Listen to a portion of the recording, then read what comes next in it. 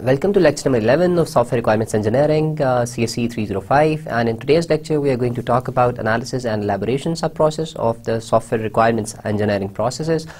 And but before we get to it, let's quickly look back at what we covered in the elicitation process, which techniques we talked about, and when we talked about analysis checking and negotiation, what we meant by that.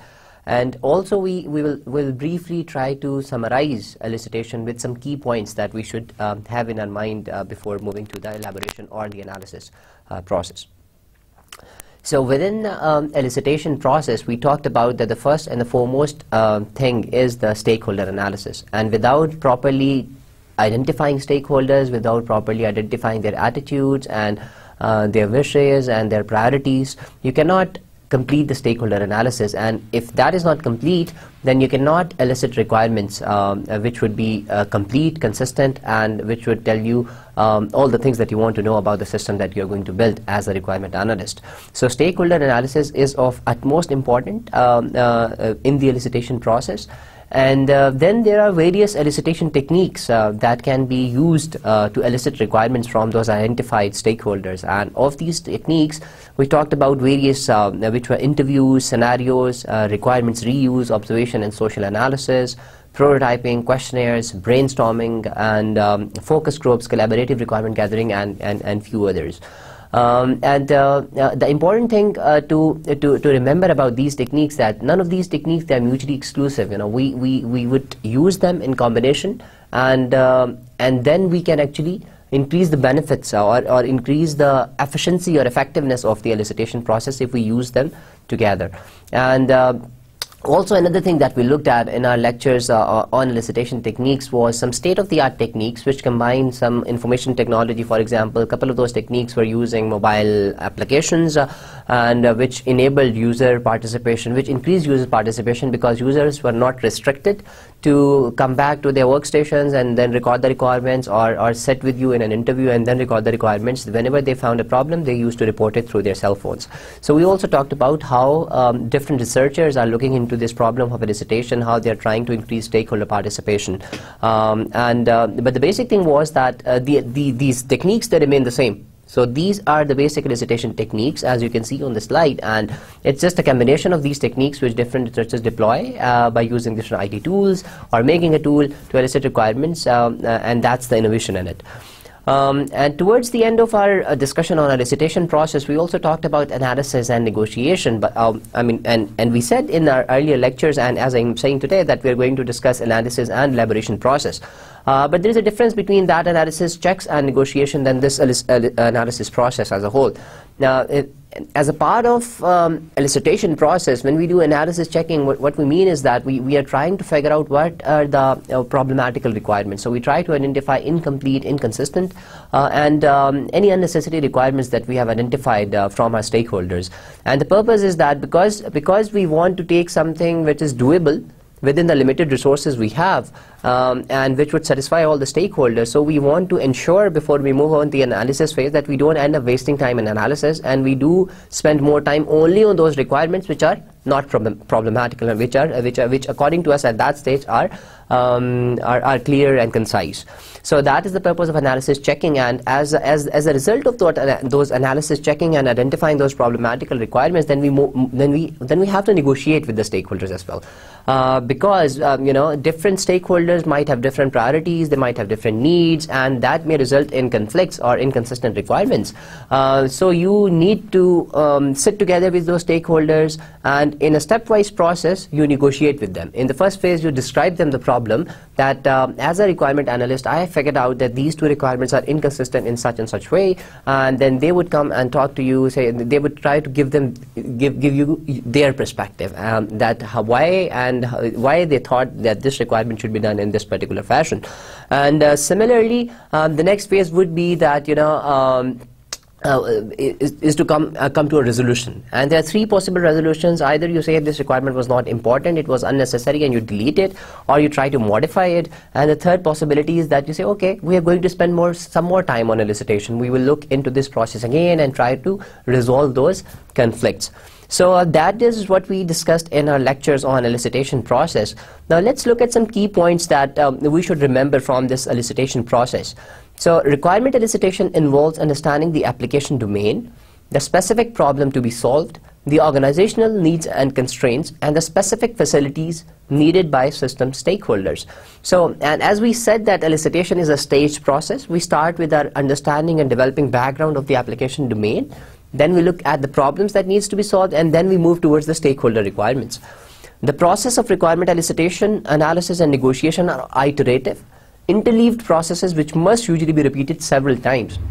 So that is pretty understandable, and as we said that, you know, even interviews, if we are using interview as a technique for elicitation, then one interview might not be enough. We would conduct an interview, we will try to prescribe it, you know, get some requirements out of it, but we might identify a few problems in it, then we need to go back and talk to the guy again.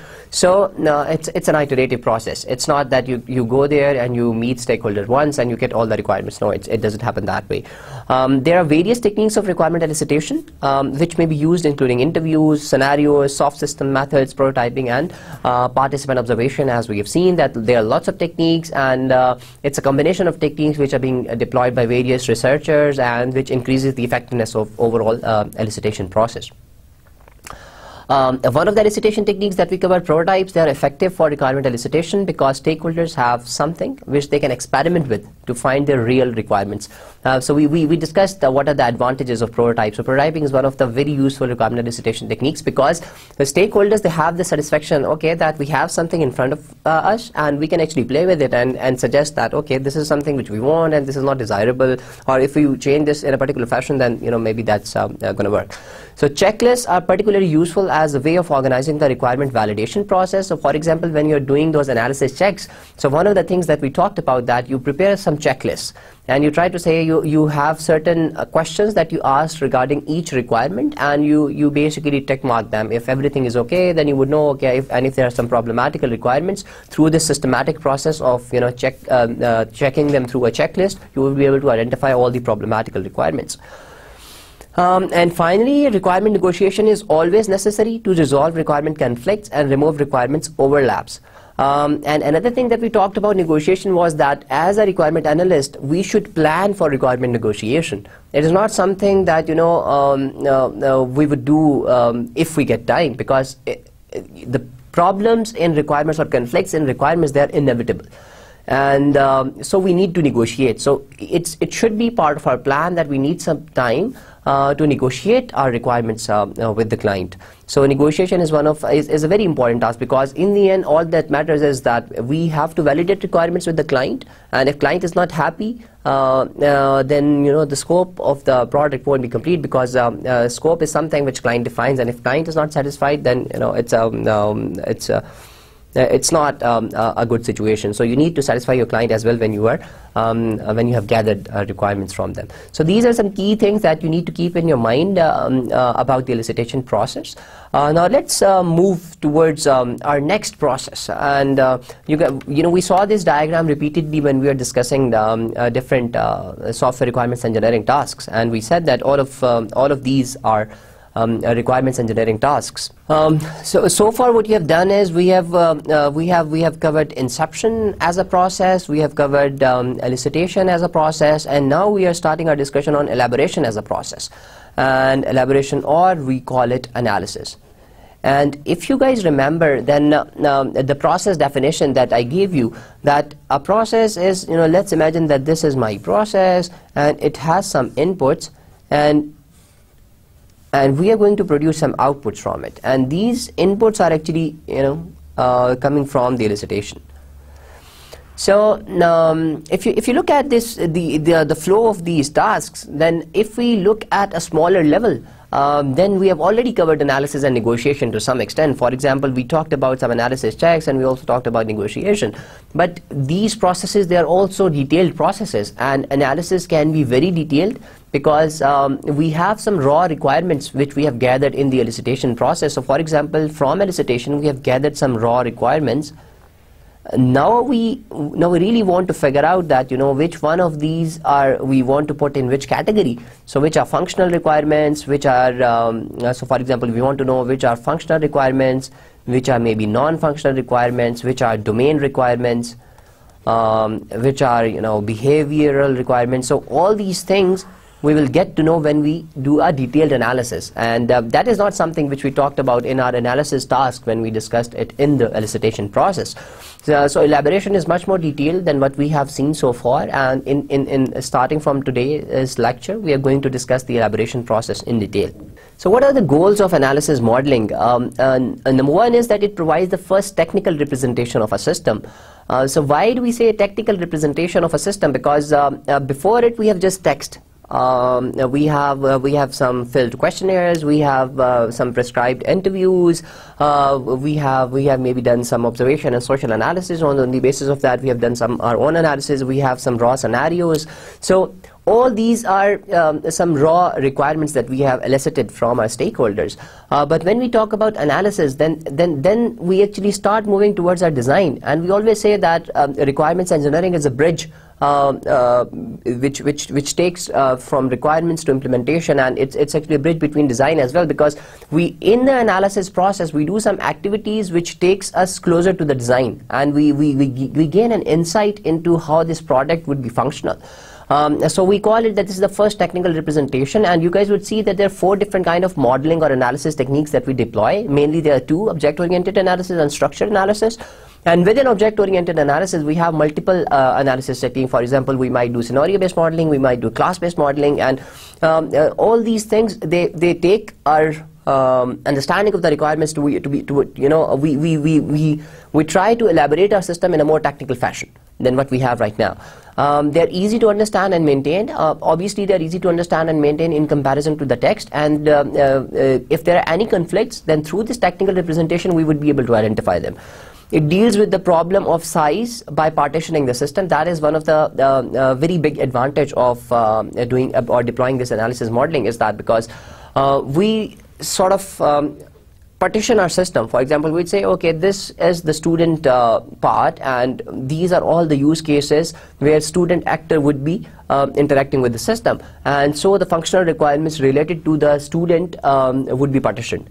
So different kind of diagrams can be used in different way, and all of them, they actually partition the system in some fashion, and by doing so, if we are dealing with a very huge software system, then this partitioning is really helpful, because it helps you grasp the problem and maybe analyze requirements in a better fashion.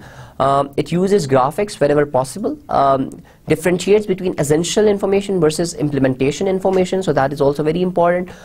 It helps in tracking and evaluation of interfaces, provides tools other than narrative text to describe software logic and policy. So that is what we discussed earlier as well, that because it's the first technical representation, so other than narrative text, it lets you describe software logic and policy in other ways. So these are some goals of analysis modeling, and let's look at some rules of thumb for before we get to start talking about analysis. The analysis model should focus on requirements that are visible within the problem or business domain. The level of abstraction should be relatively high, because at this stage, remember, we are not actually designing the system as such. We are not in the design phase. We are still in the analysis phase. We are still gathering requirements and trying to polish the requirements and trying to understand requirements. So the level of abstraction should be very high. So for example, you know, we might talk about classes, domain. We might try to identify domain classes in class-based modeling. But we might not be interested in looking at data structures in detail, you know, of what would be the data inside the class. We might identify a few attributes and few operations, but we should not be looking at maybe what are the prototypes of these functions. So we should not be going towards solving the problem. We should first of all try to identify the problem as such. So abstraction should be relatively high. Each element of the analysis model should add to an overall understanding of software requirements and provide insight into the following. So now, so what insight should it give? It should give insight into the information domain, function, and behavior of the system. So this is something very important, and this is what I always try to explain to my students and to all the people who I work with, that whenever we make an analysis model or whenever we use an analysis modeling technique, the goal is that it should help us understand the system in a better fashion, or it should increase our understanding of the system. You should not make a diagram just for the sake of making a diagram. For example, you should not just make a DFD because somebody asked you to make a DFD, or you thought it's fashionable to make a DFD, or it's good to make a use case diagram. You should only make a diagram if it's actually helping you in increasing your understanding about the system. And there are three things that we want to know. We want to know more about the information domain, we want to know more about the functionality that the system should have, and we want to know about the behavior of the system. And the model should delay the consideration of infrastructure and other non-functional models until the design phase. So lots of non-functional details, they should be left behind. Right? So we should be focusing on the function, information domain, and behavior of the system. The model should minimize coupling throughout the system. What is coupling? So for example, we want to reduce the interactions between different classes and different functions. So we should try to maximize reduce coupling and maximize the cohesiveness of the classes and these functions.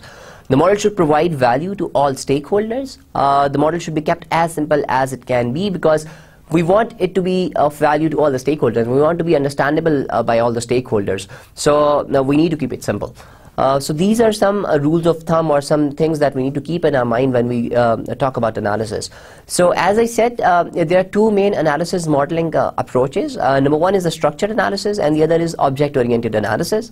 So what is structured analysis? It considers data and the processes that transform the data as separate entities.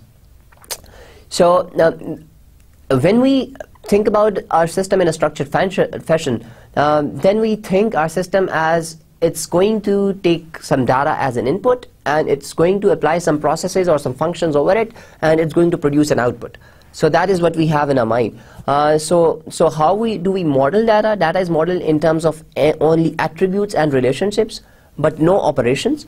Processes are modeled to show the input data, the transformation that occurs on the data, and the resulting output data. So for example, if you guys remember the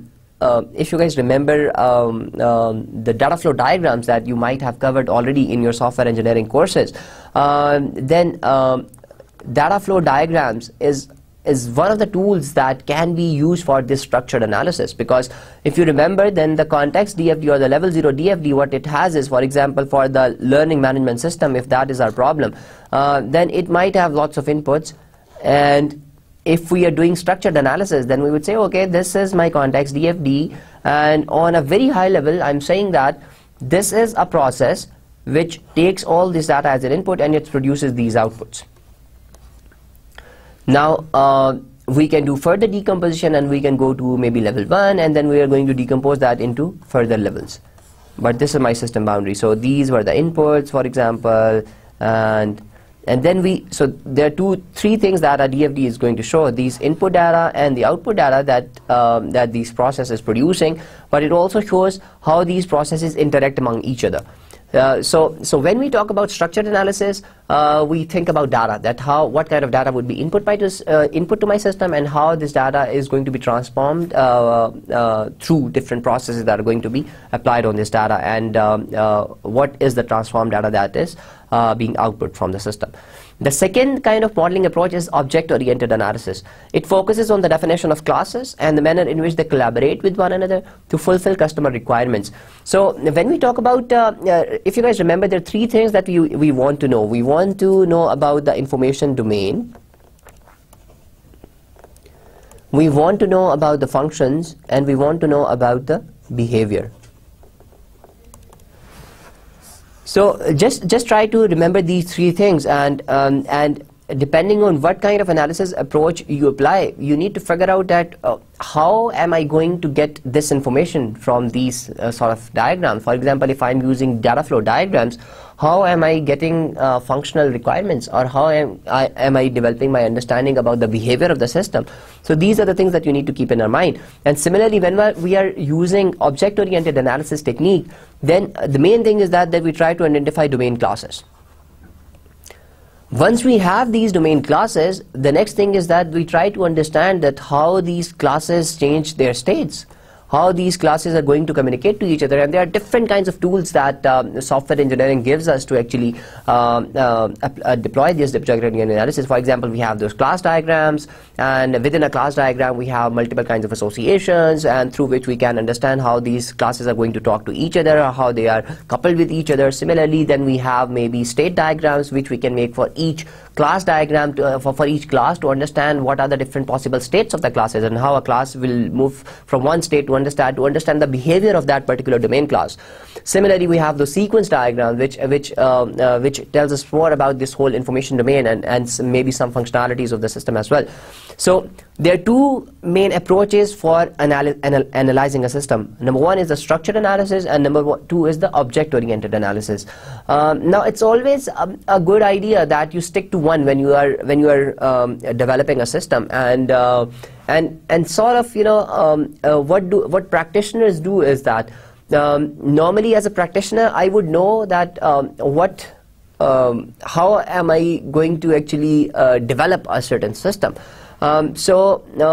At times, you know, depending on your portfolio and depending on your experience or your expertise, or, you know, your tool choice or your implementation language choice, at times you choose a different analysis techniques, and this is okay. For example, if you are going to develop a desktop application using Java or maybe C#, you know, and you're going to use an environment where you have objects, classes, then maybe object-oriented analysis is the way to go, because that is really going to help you in understanding the system, and it will help you in moving from analysis to design and to implementation, because then you would have consistencies throughout in all these representations.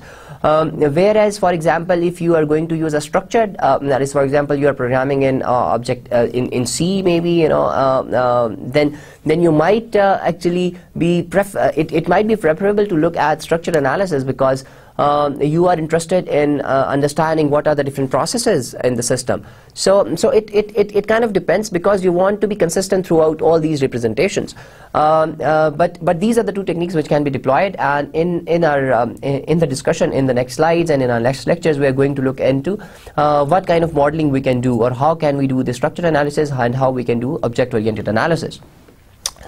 Now, as I talked about that earlier briefly, that object-oriented analysis, it includes three different kind of modeling approaches which can be further divided into three modeling approaches. Number one is this scenario-based modeling. In scenario-based modeling, we can make use cases. So use cases can be in the form of the use case text, or it can be use case diagrams. Similarly, we can also make activity diagrams. We can make swim lane diagrams.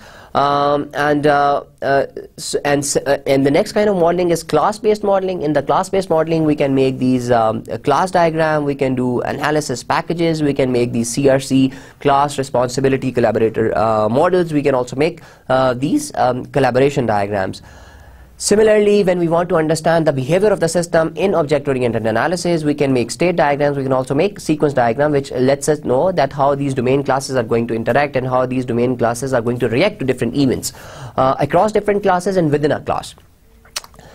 So these are the three kind of modeling approaches within object-oriented analysis that we can use, and specifically we have talked about some of the diagrams with software engineering, or some of the tools that software engineering provides us to do this object-oriented analysis.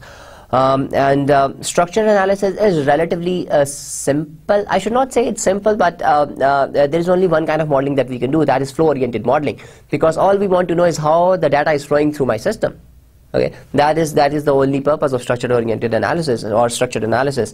And in the structured analysis, we can make data structure diagrams, we can make data flow diagrams, we can make control flow diagrams, and we can make processing narratives.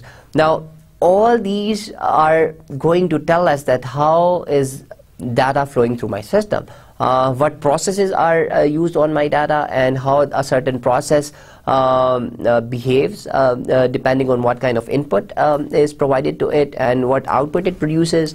So this is how it's going to be. So we are going to start our discussion specifically with this scenario-based modeling, and we are going to look at that how use case modeling is done and how we can actually understand requirements in a better fashion using this scenario-based modeling within object-oriented analysis. So let's briefly try to define them, these elements of the analysis model. So what are scenario-based elements? They describe the system from the user's point of view. using scenarios that are depicted in use cases and activity diagrams. So we already are very familiar with the scenarios, and we said what are scenarios, and we discussed it as a technique in the elicitation process. And we know that it's a user interacting with the system, and if you guys remember, then what used to happen in a scenario was that there used to be an initial state, then user used to go through some normal flow of events, and then there was a final state of the system, and there were some variations or some exceptions throughout those different events within a scenario. So scenario-based modeling is from user points of view. So you can actually think of it that it is one of the very useful techniques to identify maybe the functional requirements, because you're trying to identify that how a user is going to use this particular system and what functionalities should the system have for my end users. Then the class-based elements, they identify the domain classes for the objects manipulated by the actors, the attributes of these classes and how they interact with one another. They utilize class diagrams to do this, and similarly behavioral elements use state diagrams to represent the state of the system, the events that cause the system to change state, and the actions that are taken as a result of a particular event can also be applied to each class in the system. And then flow-oriented elements use data flow diagrams to show the input data that comes into a system, what functions are applied to the data to do the transformations, and what resulting output data are produced. So we are going to look on scenario-based elements specifically, as I said. So as I said earlier, we are going to look at scenario-based elements, and specifically we are going to look at how use cases are made from the requirements that we have elicited from the end users, and how we can actually derive functional requirements from those use cases. So let's quickly look at that. How do we actually start making a use case? What are the different steps involved in it?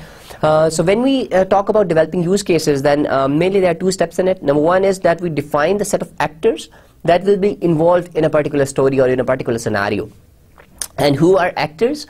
Actors are people, they are devices or any other system that use the system or product within the context of the function and behavior that is to be described.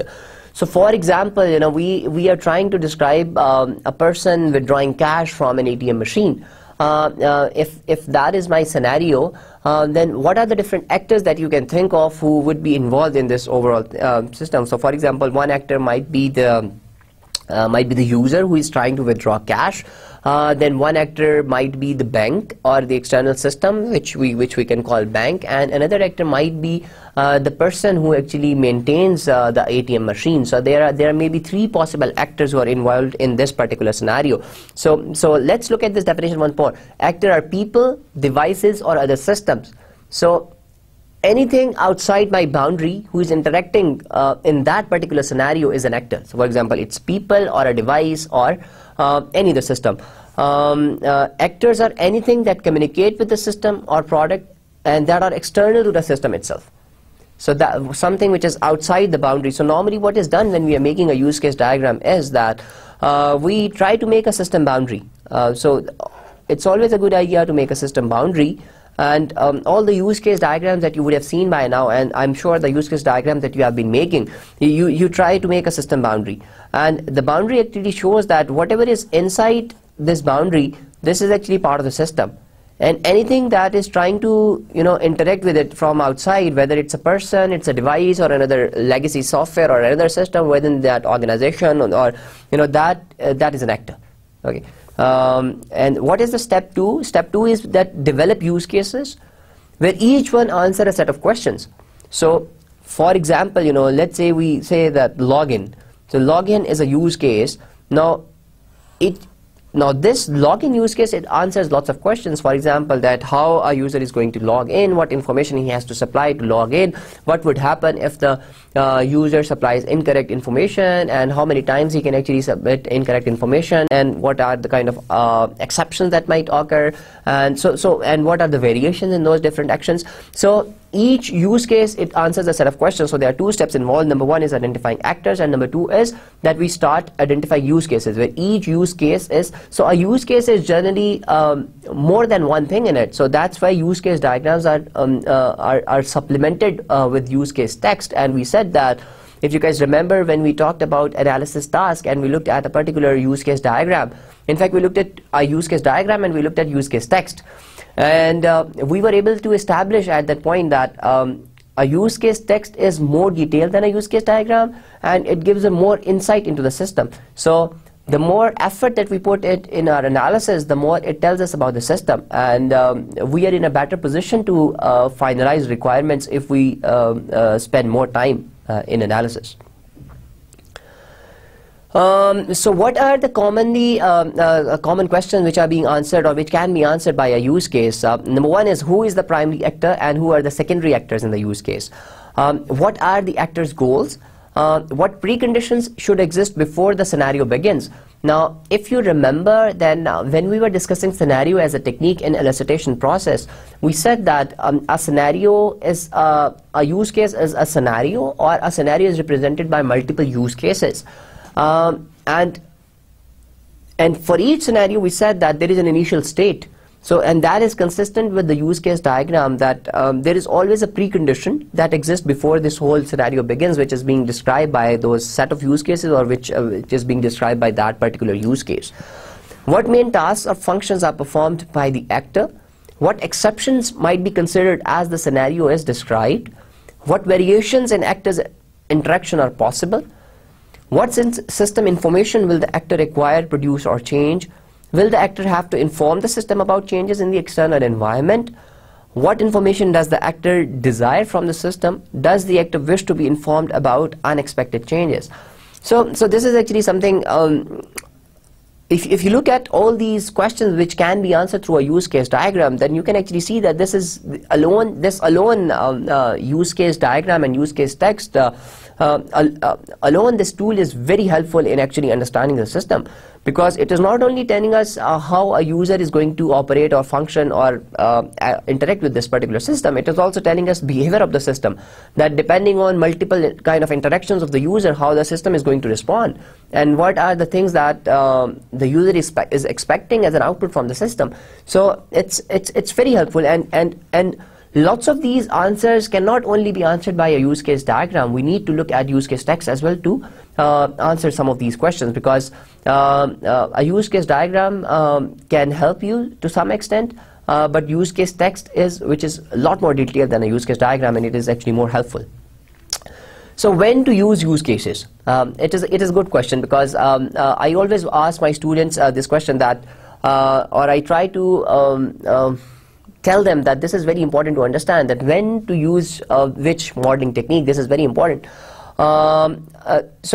Use case is such a diagram that you cannot imagine that you will not use a use case diagram, because I've seen people in practice, I've seen people developing system for a number of years now. I've been involved in industry as well, and this is something which everybody do. If not done on a final document which they are going to submit to the client, they would do it on their own. They would try to identify that how this person is going to give input to my system. It doesn't matter whether it's a game, it doesn't matter whether it's a desktop application, it's a web application. People try to understand that how an actor would access the system, or how end user is going to operate this particular system, and people always make use case diagrams.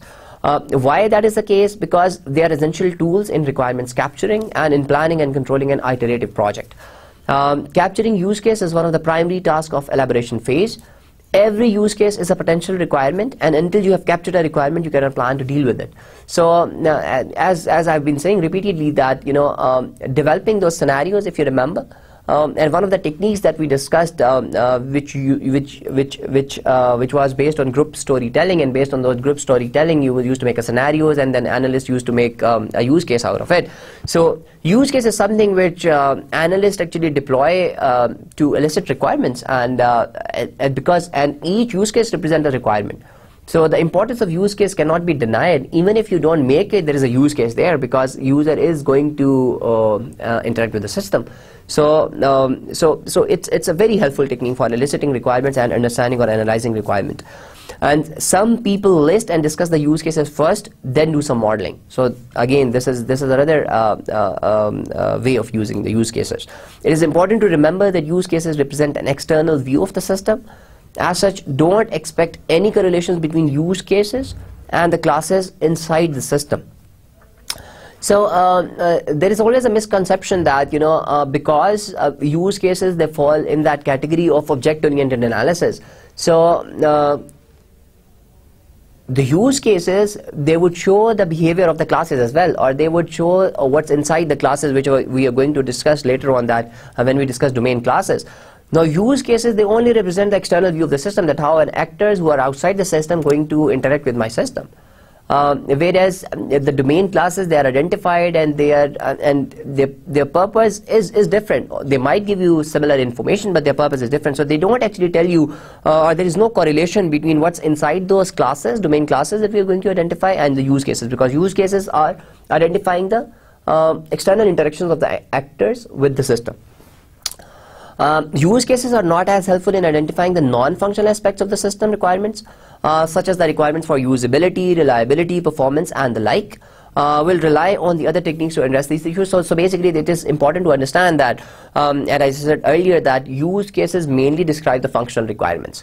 Because when we are saying that it's identifying that how actors are interacting with the system, so we are actually saying that we are identifying what functions do the actors expect from our system. So so remember that use cases are very helpful, and it doesn't matter whether you're using structured analysis or object-oriented analysis. You might make use cases, because use cases are there. Even if you don't make them, then you know that in every kind of a system, an actor is going to interact with the system. So and it is being used by analysts as a way of actually identifying use cases first, and then doing some modeling. So it is a very useful technique. So before we go to specifics, let's quickly recap that what is a scenario. A scenario is a sequence of steps describing an interaction between a user and a system. I don't need to further explain it, because we have gone into a number of times. So if we have a web-based online store, we might have a buy a product scenario that would say that the customer browses the catalog and adds desired items to the shopping basket. When the customer wishes to pay, the customer describes the shipping and credit card information and confirms the sale. So let's try to draw this scenario. Now if you guys remember, that so we have an actor here. So for example, this is the guy who is trying to, the customer. And let's try to see that how this actually is going to work. So the first action that this guy is doing, or the first event that is happening in this whole scenario, is that he is browsing the catalog. So he browses the catalog. So this is my first event that is occurring in this scenario. And the next is that he adds desired items to the shopping basket. So we can say next up what he is going to do is add items. So he has added the items, and the next is then he is willing to pay. So he say that, okay, I am going to pay, and what would happen after that, that he needs to supply his shipping and credit card information, and then finally is that confirm the sale. So these are the flow of events. And these are normal flow of events, that if everything is going as planned, for example, he is browsing the catalog and he finds everything, he adds them to the basket, and then he selects to pay them, and then he supplies his shipping and credit card information, and that verification goes fine as well, his shipping address is fine, and then he confirms the sale, and that's it. But as we discussed, remember in the scenario that there can be exceptions. So for example, when he is browsing the catalog, he doesn't find anything. He doesn't find the right product, so that is an exception that might occur. Similarly, when he's adding an item, so the item are out of stock. If something is out of stock, then that is an exception in this whole event. And he is deciding to pay, and then there is some problem here as well. And similarly, shipping, and when he's supplying his shipping and credit card information, then there are exceptions there, because this information is going to be authorized. So there can be exceptions here as well. And finally, when he confirms, let's assume there is no exception there, and then after the confirmation, another event might be that he send a confirmation email. So this is a scenario, and this is how we talked about a scenario. So this scenario is one thing that can happen. However, the credit card authorization might fail. This would be a separate scenario. So we've talked about this, that normally there are some normal flow of events, but there are exceptions as well in a scenario. And when we talk about a scenario, so we can say that that's a different scenario, but that is a variation in this scenario basically. So we have a scenario which, if everything goes fine, then the system is going to behave in a certain fashion. But if an exception occurs, then the system might take a different course of action. And so this is what a scenario is. So let's look at what is a use case then. So looking at this definition of scenario, which has a normal flow of event and which might have some, due to some exceptions, it might has some variations.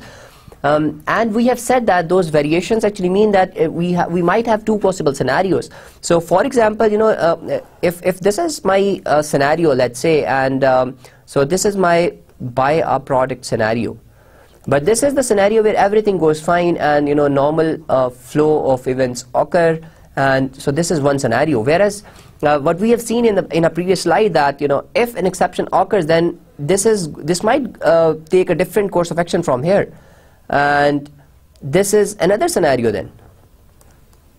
For example, as I said, that the item that you wanted to add in your basket, it is out of stock. Now that is an exception, and so your scenario has taken a different path. Similarly, the credit card information failed, so that is another scenario. So you might have multiple scenarios in it. So when we talk about a use case, then a use case is basically those set of those scenarios. Because what we do is, when we are making a use case, is that we try to model these normal flow of events. So the first thing that we would do is, we would assume that everything is going to be fine, and we develop our use case. And then we look at all those events that are all those actions, primary actions that are happening in my use case. For example, browsing the catalog, or searching for a particular item, adding an item to the basket, or supply. All these are events that are occurring. I will look at each one of them individually, and I will try to identify what are the possible alternatives that may occur in all of them. And those alternatives which are other scenarios, or which are alternative scenarios, they are also part of this use case. So how a use case is then drawn basically. So this is the example of that same buy a product scenario. Now if you look at that, then these are the normal flow of events. From 1 to 8, these are normal flow of events. For example, customer browses through the catalog and selects items to buy, and customer goes to checkout, customer fills shipping information, system presents full pricing information, customer fills in the credit card information, system authorizes purchase, system controls payment, and system sends the confirmation email to the customer. Now all these, they are normal flow of events, and we start modeling a use case as that everything is going to be okay. But then what we try to do is, we try to identify the alternatives as well. So let's say we have an authorization failure alternative, for example at number 6. So we're reading through, and we're saying, okay, here is something where an exception can occur. For example, you have supplied your credit card information and you have punched in incorrect numbers, or your credit card has expired. So at step 6, what the system can do, we'll try to record the system behavior. The system fails to authorize credit purchase, and then we are also trying to write here that what would the system do then? Would it cancel the customer order, or would it ask the customer to choose another mode of payment, or would it ask the customer to re-enter his credit card information? So we have written that allow customer to re-enter credit card information and retry. So this is an alternative. Then we also write another alternative, which is regular customer. Okay. So for example, we might have two kinds of customers who may be the users to our system. For example, we might have regular customers who have their accounts with us, or somebody who is coming for the first time. There are alternatives here. For example, we have 3A, where the system displays current shipping information. So if you are a registered customer, then you have already, system knows your shipping information. So it's going to display your shipping information, your pricing information, and last 4 digits of credit card information. If you're registered, then everything is there, and you select it and you go ahead with it. And then what may happen is the customer may accept or override these defaults. So for example, you can change, you are not living at your original address when you register to the system, and you want to give the new shipping information, or you are at a friend's place and you want to order something there. So you can also override these things. and then what you do, you return to the primary scenario at step 6. So you are basically going back here as well. So it depends, you know, what kind of you identify those normal flow of events, and next is you go through each one of them and try to identify what are the possible alternatives that may occur. And all those alternatives, for example, this is one scenario. So how many scenarios are there? We have one scenario, we have two scenarios, and we have three scenarios. But this all is one use case. And how did we make it? We identified normal flow of events, which are these, and then we try to identify alternatives by looking at each of those events, at what exceptions or how a system should behave in a different fashion if something goes wrong. And there can be other sections as well when we are making a detailed use case, for example, or when we are writing a use case text. For example, you can add a line for preconditions, as we said that there is a pre-state of the system before the scenario actually begins. And for example, you know, you want to add a rule that nobody can buy a product from your system unless or until he is registered. Okay, if that is the case, so for buying a product, use case cannot start unless somebody actually has a proper login, or he has actually registered to your system. So you can also add those preconditions to your use cases. And similarly, you can look at all the books that we have mentioned and in those use case examples, and we are going to talk about a few more as well. So important thing is to remember that there are different templates provided for mentioning use case text. So you should not use all those fields when you're writing this use case text, or all those sections. You should be only using those which are helpful for you, or which are giving you some useful information about the system. So remember that. Let's quickly revise some notations that how use cases are drawn in UML. Normally, this is how a use case is shown. It's an oval shaped diagram. So this oval, it represents a use case in UML, but there is one problem with this with this particular representation of the use case, because as we have seen that there can be a lot of detail that you want to put into a use case, and this is not suitable for that. So what UML recommends is that we use a classified notation if you want to provide some detail about a particular use case that we are trying to model. So what we can do is that we can draw use case as a rectangle, and we can use this, you know, this use case oval in the top right corner, which would classify this as a use case, and then we can add more detailed information which we wanted, which we cannot enter in the oval shape in this particular rectangle shape with a classifier on the top right corner. So this is an example use case diagram, and you can see that there are lots of actors involved in the system, and there are multiple use cases being shown here.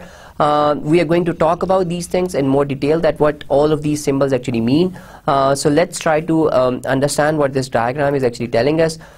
So for example, we have one actor who is the trading manager, and how he interacts with the system, he sets some limits. And we have an accounting system, which is an system which is outside the boundary, which actually updates the account. So this is how this system or this actor interacts with the system. Then we have a trader who is an actor, and what he does is he analyzes risks, he check at the prices, he capture the deal, and for these two he is also doing something, he is actually evaluating them. And then we have a salesperson as well, who is supplying this information, price, deal, and who is giving that. And similarly, we have this limit exceed function. For example, we are trying to capture a deal, and as a trader, you know, your limit has already exceeded, so it's also going to tell you that information. Now there are few new symbols which you can which you should be familiar with from your courses on software engineering. For example, you know, what is meant by this include, and what is this symbol which is a generalization. So let's see what do we mean by them. And so as we have said, an actor is a role that the user plays with respect to the system. So in our last figure that we have seen, there are 4 actors. We have a trading manager, we have a trader, we have a salesperson, and we have an accounting system. So there are 4 actors in our previous use case diagram. and there will probably be many traders in the given organization. But as far as the system is concerned, they all play the same role. So for example, if I am trying to model use cases for the learning management system, now there may be thousands of students in a university, but when I make use case from a student perspective, then I will just make one actor. I'm not going to make 1,000 actors, because for a system, every student is the same. And a user may also play more than one role. For instance, one senior trader may play the trading manager role and also be a regular trader.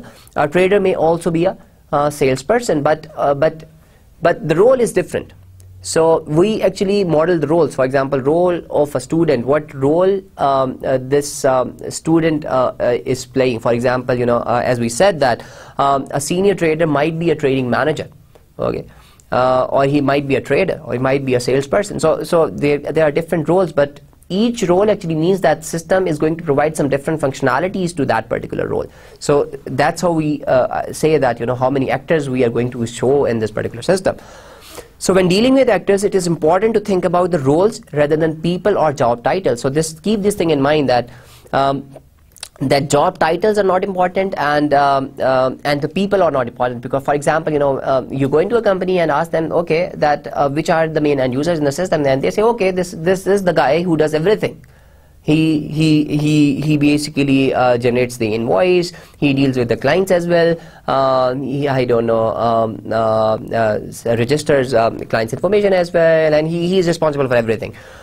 So essentially, what this one guy is doing, he is actually playing different roles, and for each role, the system should have different functionalities. So when we are identifying actors, we should not focus on people and their jobs. We should actually look at what roles they are playing, and for each role, systems interaction are going to be different. So it is important when identifying actors that look at the roles or think about the roles.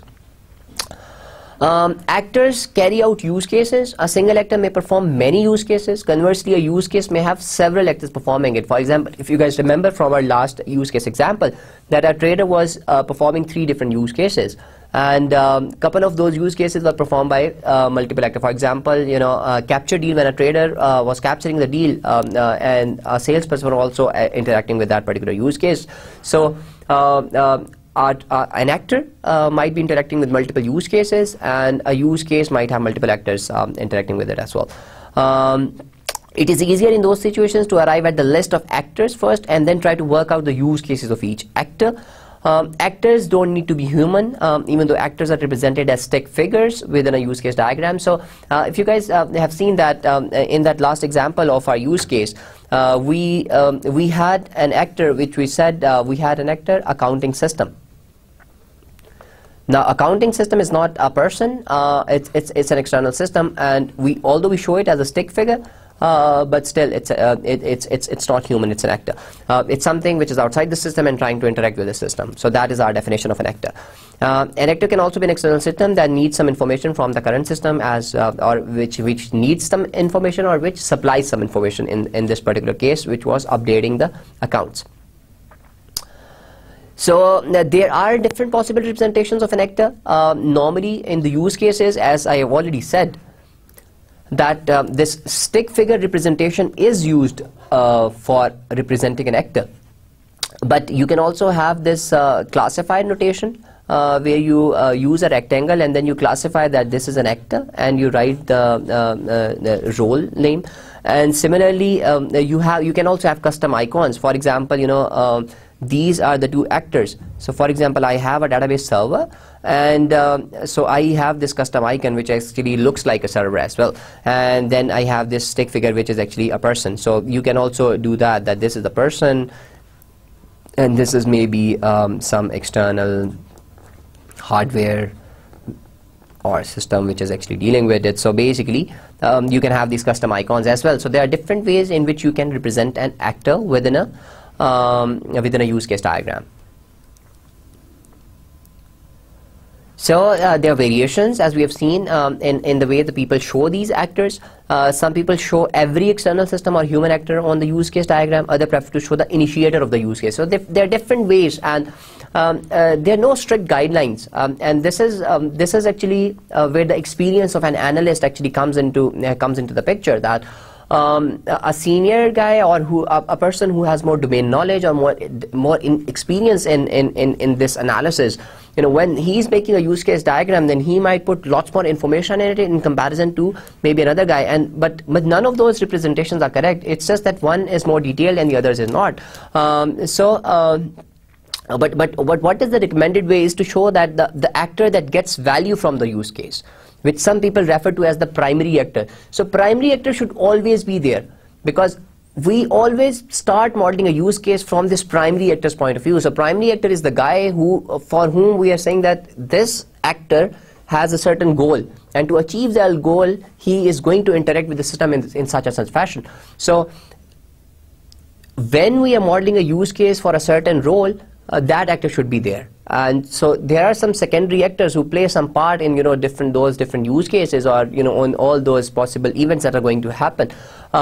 So it is recommended that we also put them as well. But the guy who is actually initiator of this whole scenario,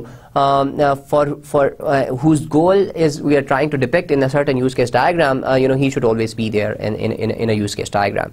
There are some situations in which it can be worth tracking the actors later. The system may need configuring for various kinds of users. In this case, each kind of user is an actor, and the use case shows you what each actor needs to do.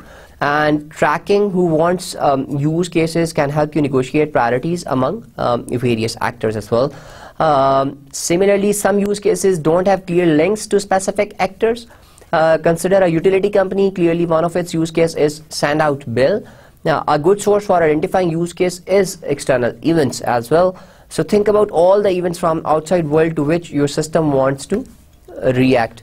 A given event may cause a system reaction that does not involve users, or it may cause a reaction mainly from the user.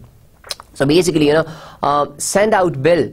Now that bill is being sent from, for example, the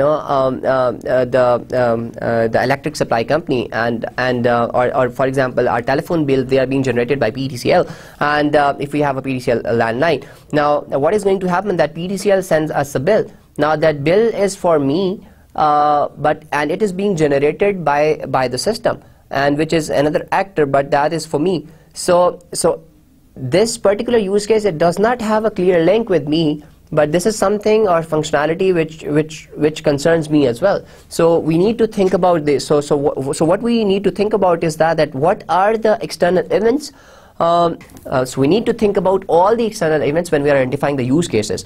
And as I said, that a given event may cause a system reaction that does not involve users. For example, in this particular example, a user is not involved, but it's a system reaction. That, for example, at this date of the month, you are going to generate bills, and you are going to send out these bills to the users. Or it may cause a reaction mainly from the users. Identify the events that you need to react to will help you identify the use cases. So mainly, as I said, that whenever we think about scenarios, a scenario is nothing but a set of events. So think about the scenarios, identify the events, and identifying those events will help you identify the use cases. So this is how, because as I said, that only looking from the user's perspective, you may miss on some use cases. For example, a user has something to do with this bill, but he is not doing anything to get the bill. It's being generated automatically. It's a system reaction. It's an external event which the user is also concerned with. So think about all the external events that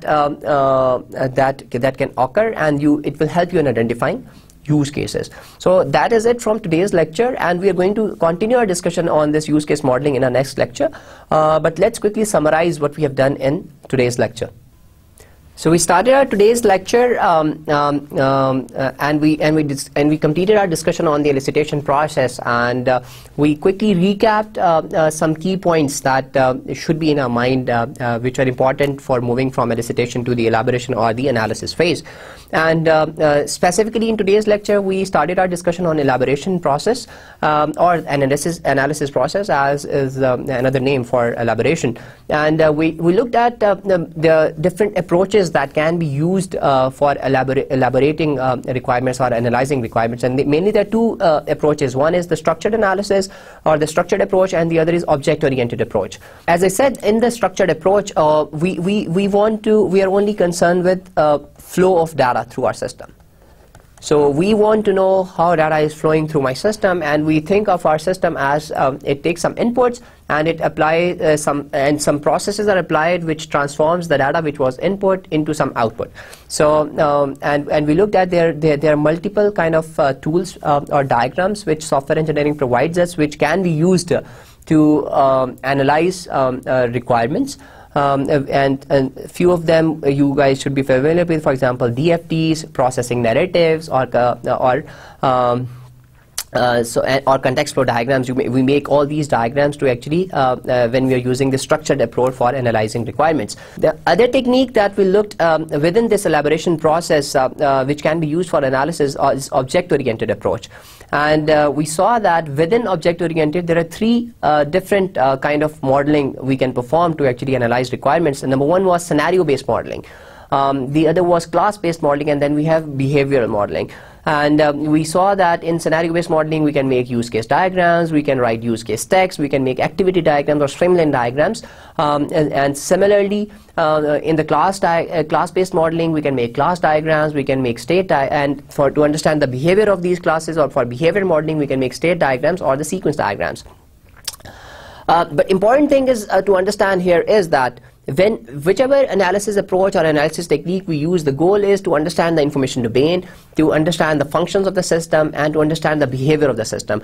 And when we will go through these different analysis modeling techniques, and when we look at these lectures, it's important for you to understand that how this particular technique has helped me in understanding the function or behavior of the system. So we started looking at the use case modeling in particular, or the scenario-based modeling today, and we looked at the use case text, and we started our discussion on use case text and use case diagrams. And we said that a use case is a combination of scenarios. So what we do is that we have a scenario, and how do we start making a use case is that we try to model the normal flow of events in a scenario. And that is my main use case. And then what I try to do is I try to look at all those events, and I try to figure out, is there any alternative that can occur in one of those events, and we also try to record it. So a use case can be a combination of scenarios or a set of scenarios. And then another thing that is in a use case are actors. So we always try to identify who is the primary actor in the use case, because a use case diagram, it tells us, it gives us user point of view. It analyzes the system from the end user's point of view, that what kind of functionalities the user desires from the system, or what behavior the user expects from the system. So that is why use case diagrams are used. And towards the end of the lecture we also discussed that normally if you just look at users, you may not be able to identify all the use cases if you are using this use case modeling. So you need to look at all the external events, because a user may not be directly linked to a use case.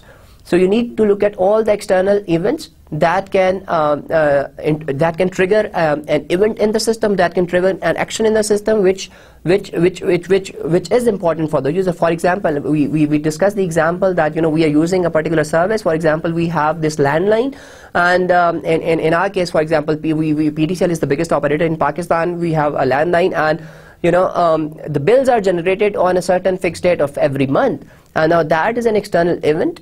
Where user is not directly interacting with that particular use case, but that concerns the user. So when identifying use cases, it is very important to think about all the external events as well.